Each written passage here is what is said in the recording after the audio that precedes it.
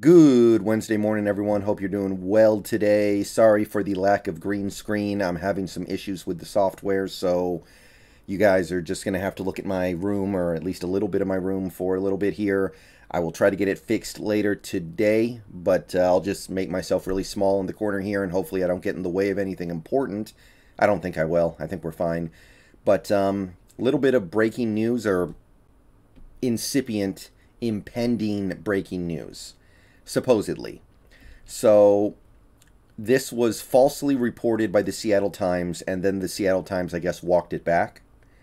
But a lot of people in the know, a lot of people who are privy to this stuff, believe that it's pretty much a done deal. So let's go ahead and talk about it. And if it ends up not happening somehow, then obviously pull it back. But it looks like the Seahawks have made an addition to their coaching staff on the defensive side, filling the role of defensive passing game coordinator, and that person is not Sean Desai. Sean Desai is still out there waiting for his opportunity. So, according to this tweet from Aaron Wilson and some other sources, the Seahawks are closing in on hiring former Vikings secondary coach Karl Scott, and his job title is expected to be defensive passing game coordinator and secondary coach. League source confirms. I saw this from several other people as well. It hasn't happened yet, but a lot of people are basically treating it like it's a done deal. So it's almost certainly going to happen. Karl Scott will be your defensive passing game coordinator. Now, the interesting thing is a lot of people thought that if Desai came here, that would be his title. So you would think that this kind of closes the door on Desai, that we decided to go in this direction instead. However, according to Bob Condota here, he says in this tweet that it is his understanding that this doesn't preclude Sean Desai still coming to Seattle if he's available. So there's a belief that Sean Desai would take another position. Some people, I saw some people speculating on Twitter that Desai could be like a co-DC with Clint Hurt, or they could just make up a title, right? It doesn't matter that much. It just depends on what you end up doing. But this hire of Scott, who is coming in to apparently be the defensive passing game coordinator and secondary coach, doesn't mean we don't get Desai. So it looks like there's a real attempt on the part of this organization to stack their coaching staff on the defensive side with a lot of young talent. And I think that's probably a good thing. Obviously, Karl Scott is from a different tree. He was under Mike Zimmer last year. I can't see any relation to Fangio there, but I think this is probably a good thing. More the merrier, hopefully. Let's talk about Karl Scott a little bit. All right. So, Karl Scott, if you go to his Wikipedia page, you'll see a lot of stuff that he did in college, right? Southeast Louisiana, Louisiana Tech, Texas Tech. 1 year of coaching in the NFL. 1 year of coaching in the NFL. Last year, he was the Vikings secondary coach or defensive backs coach.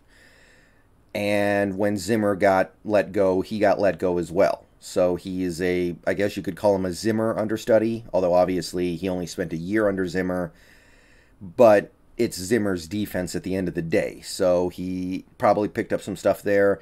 And if you take a look at the Vikings in the 2021 season, 24th in points allowed, not good. 30th in yards allowed, bad, really bad. And in terms of their passing defense, mostly bad outside of interceptions. They had 16 interceptions, which was 10th in the league. Everything else was in the bottom third. 28th in yards, 28th in attempts, 23rd in net yards per attempt. So, not a great year statistically for the Vikings pass defense overall.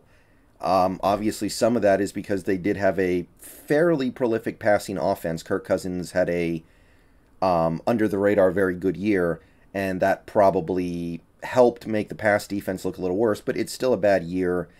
And I wanted to drill down a little bit more and take a look at some of the players that Karl Scott got to coach as the defensive back coach while he was in Minnesota. And some of the stuff you see is promising. So Vikings had 2 starting safeties who both played quite well in 2021. Harrison Smith. Now, Harrison Smith has been a great player for a long time. He was a first-round pick, so I'm not going to act like Karl Scott made him a great player or anything, but 15 games, he had an interception, 7 PDs, 3 sacks. He actually blitzed a good amount, which is of special relevance to us as Seahawks fans because of the Jamal stuff. Over 114 tackles, and he made the Pro Bowl after missing out on it in 2020. So that's kind of interesting. That's promising, right? Using a strong safety to blitz a lot, that's something we need to definitely keep in mind here. And PFF was very high on his season. He had a PFF grade of almost 78. And the other safety, Xavier Woods, somebody they brought over from the Cowboys, also actually had a really nice year for them. He had 3 interceptions, 10 pass deflections, played all 17 games, a sack, so he blitzed a little bit, and over 100 tackles. And PFF was also very complimentary to him as well. They gave him a great, well, very complimentary is exaggerating it a little bit, but they gave him a good grade. This is the mark of a decent starter in the NFL. So 2 pretty good safeties. As for cornerbacks, well, you had Cameron Dantzler, and he played most of the season. He only started in 7 games, but he played in 14, had a pick, 8 PDs, pass deflections, 53 tackles, and PFF was pretty positive on him, 72.4, so good, solid, effective player. And then they had the old man Patrick Peterson, and like Harrison Smith, I'm not going to say that Patrick Peterson was made by Carl Cook's coaching. That's obviously not true. Patrick Peterson actually had one of his most forgettable years since entering the NFL. Played in 13 games, had 1 interception, 5 pass deflections, 45 tackles. Decent, fine, but far cry from what he was doing earlier in his career. PFF grade of 63, so basically a decent starter, but not too much more than that. But both these guys look like Deion Sanders compared to the other cornerbacks that the Vikings gave significant time to in 2021. You had Bashaud Breeland, and he started 13 games, had 2 interceptions, 5 passes deflected, 63 tackles, and PFF gave the big old thumbs down to Bashaud, 47.2. Below or right at replacement level, basically. And then you had Mackenzie Alexander, who also played a decent amount for the Vikings. Played in 16 games. He started 5 PDs, 51 tackles. The stats are what they are, but Mackenzie Alexander's PFF grade was about as bad as you'll find, 40.2. So there's 2 players who played cornerback for this Vikings team in 2021 that were solid. Cameron Dantzler might have been a little better than solid, and then 2 that were abysmal. Now, obviously, it's chicken or the egg with this stuff, right? Was it because of the coaching, or was it because of the players? Like, in the case of a guy like Bashaud Breeland, I'm inclined to believe it might be the player because it seems like he's been falling off lately, and he's just kind of more or less following the expected ebbs and flows of him at this point. But I'll say this, the Vikings has actually overall had a pretty good pass rush in 2021. They had 51 sacks. They had 3 sacks a game. Pretty solid. So the fact that they still had a mostly bad pass defense is... It does definitely make you wonder. And again, it's Mike Zimmer's defense at the end of the day, but Karl Scott, we're working with what we have here. What we have is somewhat limited. So looking at what he did in Minnesota in 2021, I like what he did with these safeties, but the overall body of work from that secondary was not particularly good. And there's not a ton to hang your hat on from this year of his coaching career. However, that's not what has some people excited about Karl Scott coming in to be our passing game coordinator on D. It's the previous 3 years where he was the defensive back coach at Alabama under Nick Saban. So, more than being a Mike Zimmer understudy, you could call him a Nick Saban understudy. 3 years in Alabama on one of the best teams in college football, and it's not just the record, it's also the performance of that defense and the players he coached. 2018, the Crimson Tide went undefeated until Deshaun Watson broke their hearts in the national championship game. And look, other than that national title game, wait a minute, no, not Deshaun Watson, my bad. I meant to say, why did I say that? I meant Trevor Lawrence. I don't know why I said Deshaun Watson. My bad. But anyway, 18 points per game allowed in 2018 for that defense. Their pass defense was really good. They held opposing teams to under 200 yards passing and under 53% completion. So really good pass defense. And the thing that I really want to draw people's attention to here is some of the players that he coached. Deontay Thompson, Xavier McKinney, and wait for it, Patrick Surtain II, and Trayvon Diggs. That's pretty good. That would make a quality, well, maybe quality might even be underselling it a little bit. That would make it a very, very good starting secondary in the NFL right now. Diggs didn't play a ton this year, and honestly, Surtain was still on the come up, but these were players, especially Surtain and Diggs, that grew up under Karl Scott. The 2019 Crimson Tide went 11-2. Their defense held teams to under 19 points a game, one of the best defenses in the country again. It wasn't a great year for Alabama, but their pass defense overall was quite solid. Under 190 yards per game allowed through the air, 56% completion. And you see those players that I mentioned in the last